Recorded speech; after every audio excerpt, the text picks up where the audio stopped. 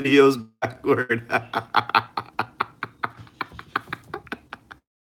Hi, everybody. This is Steve the Missionary's live video cast from his desk, where there's a bottle of Jim Beam sitting behind his phone, and he's sitting in front of his phone. This is gonna be a longer video, so hopefully that we can get people watching it. And commenting. If you're watching this live, just comment away and I can see it. This is going to be a lot of fun. I wanted to talk about Holy Week and how there's a lot of downtime during Holy Week. So one of the things you can do is distract yourself on the internet, I guess, but that's not the most holy use of your time during Holy Week. And then there's of course like things to do, like your job. But like, Holy Saturday is a prime example. Like there's if you're setting up for an Easter party, you set up for an Easter party. If you're, if you have to be somewhere, or even if you work on Saturday, like you do it. But also, like, you feel like not doing frivolous things on Holy Saturday because it's too intense of a day. There's too much. So, like, what do you do? So you could read, I guess. Hi, Elizabeth. Thanks for finally watching. You could read, I guess, and so I've got books here like Jose Maria Escriva's The Forge, Tolkien. Actually, this one, Benedict the 16th's Jesus of Nazareth, Holy Week is awesome. So you can do things like that, or you could watch a movie. And watching a movie is great because reading is fine, but eventually you're kind of done reading.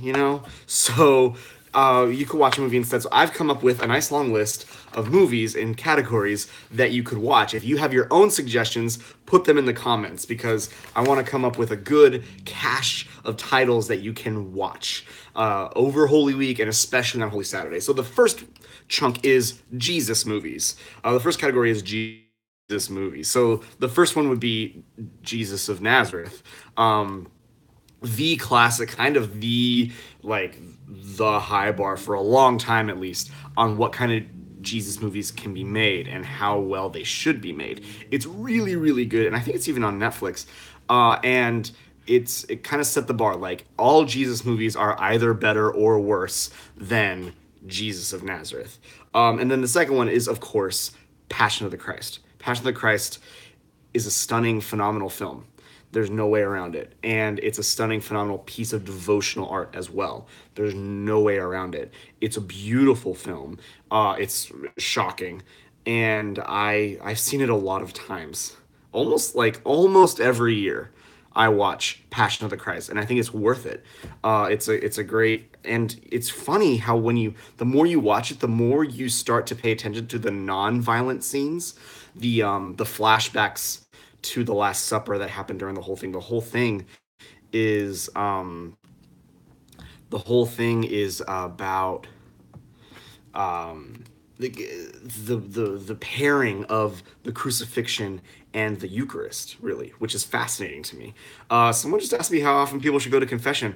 As often as you need to. I think a general rule is once a month, and if you have to go more, then go more. Yay, comments. So yeah, Passion of the Christ. And then if it's the only thing you can find, watch Son of God. The minimum, okay, so the official rule, I'm getting comments. So the official rule for confession, confession must, as a Catholic, the bare minimum of confession is once a year. The end. You get like, you want to call yourself Catholic, you go to confession once a year. If not, you are breaking the rules officially. Son of God is not that great of a movie, but it is a Jesus movie. It is devotional, and it's worthwhile. And the scene for the calling of Matthew, the tax collector, is actually gorgeous. It's like my favorite part of the movie. So those are the Jesus movies. Next is to like other devotional movies made by Catholics with a devotional purpose. So these would be things like, or not necessarily Catholics, but Christians as well. So these are things like Mary of Nazareth, wonderful movie. All of your cheesy saint movies. You can find them on forum.org or your local church gift shop. Lots of cheesy saint movies. There's the St. Patrick saint movie and the St. Bernadette saint movie and there's a John Duns Scotus cheesy saint movie, and it is bad, and I don't think very historically accurate either. I have two favorite cheesy saint movies. One is the Padre Pio movie, which was a made-for-TV like 2-night event, so it's like 4 hours long. But the Padre Pio movie is very, very good. Even if the soundtrack is not. But the one that I really think like takes the cake on cheesy saint movies is the Edith Stein movie. I think it's called The Seventh Chamber. It really takes a devotional cheesy saint movie and bumps it up a level to like high art. It's beautiful. It's stunning. So the Edith Stein movie, the Padre Pio movie, any movie about a saint or a holy person made for devotional purpose, go ahead and watch that on Holy Week. It really adds to you.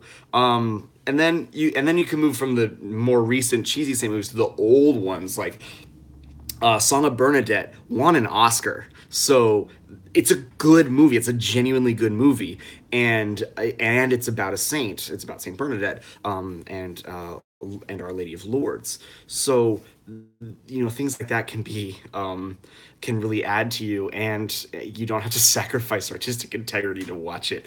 Another one is, I think it's called, excuse me, Monsieur Vincent, which is the old black and white movie about Saint Vincent de Paul, and it's really, really good. Both of these are older. I think they're both black and white, so they've got that kind of steady pace that old black and white movies have, but they're completely, completely worth it. They're excellent, excellent, excellent. An overlooked category, I think, is the Passover movies. So because Easter and Passover are often on the same day, and that's on purpose. Sometimes they're a month apart because we follow the moon calendar slightly different than the Jews do.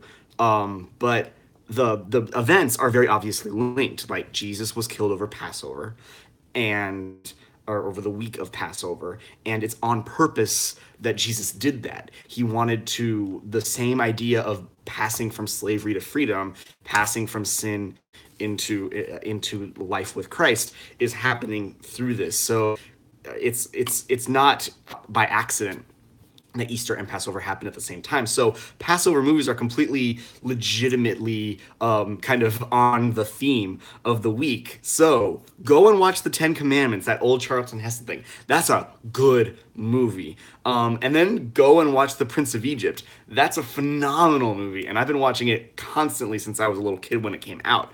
The Prince of Egypt, and it's one of the best one of the best cartoon musicals. Seriously, I used to tell people it's my favorite Disney movie, even though it's not a Disney movie, because it's just so incredible. The Prince of Egypt. I don't know any other Passover movies, so if you have them, there is that. There's the one with Christian Bale in it. Don't watch that one because it's god awful. Don't even bother. We got some Prince of Egypt fans in the comments. That's very exciting. After that, and this is where it gets a lot of fun, secular feature films with spiritual themes. Secular feature films with spiritual themes. Every last one of us has our favorite. My favorite is actually Jesus Christ Superstar. I always watch Jesus Christ Superstar over Holy Week. Sometimes over the whole week, I just have the whole thing stuck in my head at the same time. NBC is doing their JC Superstar live. So that should be. It doesn't look that good. I'm increasingly worried that they're going to screw that one up. So say a prayer that they don't. My mom likes to put The Sound of Music in this category. That used to be the only movie we were allowed to watch growing up on like Good Friday and Holy Saturday, was The Sound of Music, because it involved nuns. So I guess there are spiritual themes like don't surrender to Nazis, I guess. So there's that. And then the French movies. So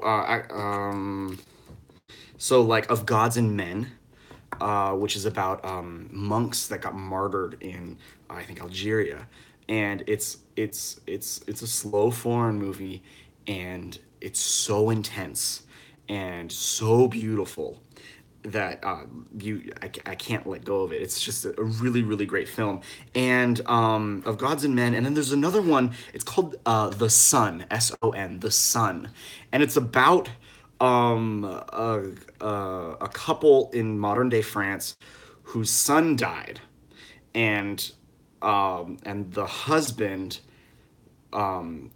takes in like felons into in a work program because he works in like a lumber yard, and it's a slow plotting, very quiet French movie. It's also a hugely intense spiritual experience. That's all I can really say. The other one is the documentary Into Great Silence, and that's about monks. It's about monks that take a vow of silence, and there's no voiceover and there's no soundtrack, and it's a riveting piece of cinema. All in all, if a French person is making a movie about religion, watch it. It's almost always stunning. The French know how to make religious films. There's no way around it. They're so good. Silence is a movie I'll put on this category. Silence is a really really good movie, and I know that it's really controversial, and that a lot of people think that it's like touting the glories of apostatizing from the faith. I don't think that's true.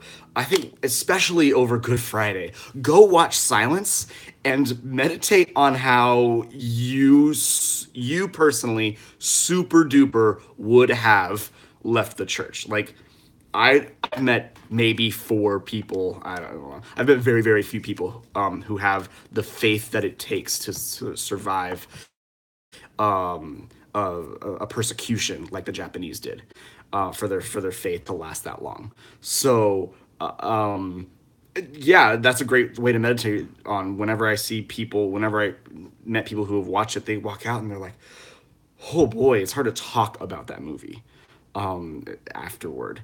There's a Russian movie. It's in Russian. It's called Ostrov, and it translates to the island.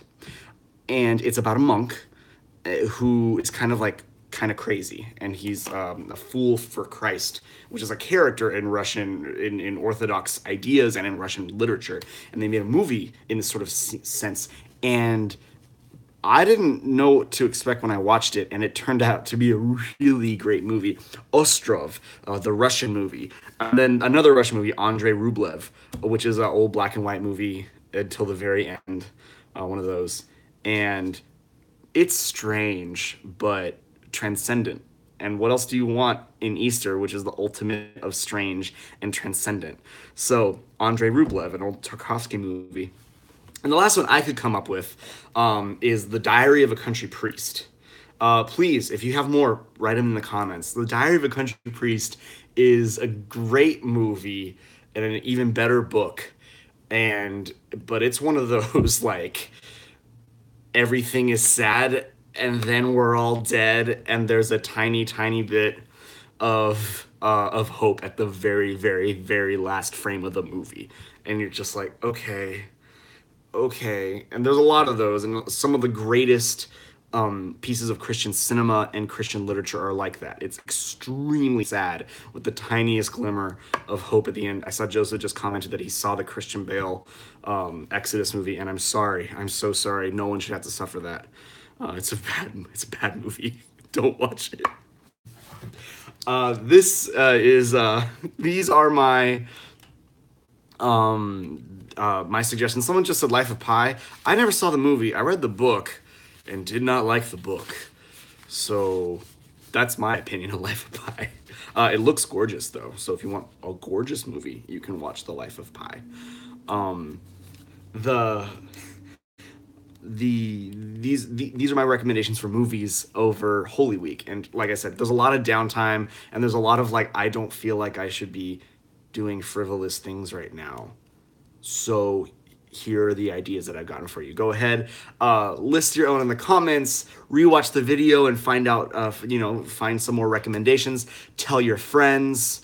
One more is like Ben-Hur actually is really good. All these 50s movies that were like when religion could make you a ton of money. You could find a lot of good ones. I think someone just asked me my favorite out of all of these.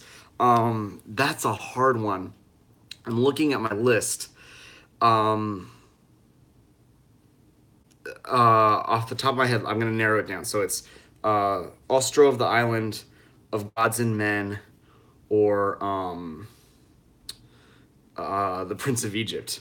Those are the top three, and those are the top three that I like the most. Um, but I think the best movie, the best film, is probably of Gods and Men. And the Passion of the Christ would give it a run for its money. Passion of the Christ is legitimately that good. So go ahead and comment away, talk to your friends, share the video, tell people to, or invite friends over to watch a serious movie on one of the nights in Holy Week. There's only, or even better, go to your church's Passion Play.